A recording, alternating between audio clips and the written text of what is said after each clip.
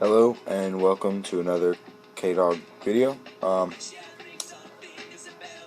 I have just returned from the track at Lake Elsinore motocross track in Riverside, Lake Elsinore, which is like 2 hours from my house, hour and a half-ish. I'm going to put a little clip in here somewhere, put a picture of my bike, me with my bike. Just got the bike for getting straight A's. It is a 2006 CRF 450R. I've had to put a new back tire on the thing because it was bald. And, yeah. So they gauge tires. There's one measurement that they do on tires, and that's the stiffness. So there's soft, medium, and hard. And I looked up the tire that was on there and went to their website, and they classified it as extreme. So I was trying to get that thing off with a 1.5 foot long and a 1 foot long tire iron, and it took me like about 3 hours to finally get the thing freaking off, like all the way off, because I wasn't just changing the tube, I was taking the whole tire off. So by the time I got that one off, it was like 1 o'clock in the morning, and this would be last night. And so, I freaking, at like 12:30, I finally got the old tire off. And then, by the time I got the old tire off, it was like 12:30ish. So then I grabbed my new tire, threw it on there, got it halfway on, put the tube in and stuff, got everything right, did not pinch the tube, got everything all back put together, put the tire on the bike, cleaned the air filter, changed the oil. By about 2:30 I was done with everything, and then I said, well shit, I have to get up at 6:30, and it's already 2:30. So I got 4 hours of sleep last night, and it's now 10:30. So I'm going to be going to bed pretty soon here. But yeah, I got some pretty cool videos on my GoPro, on my Progo, my Hero 3 Black. I love this thing. Wow, almost dropped it. It's the sleep deprivation. But yeah, I'll throw that video in. Yep. Alright. I'll see you next time, guys.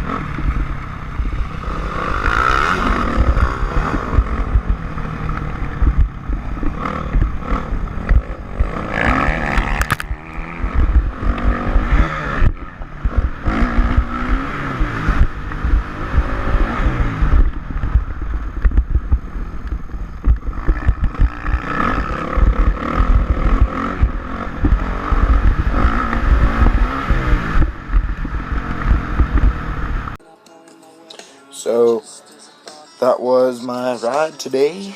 I'm only like, I think I trimmed that down like half of it.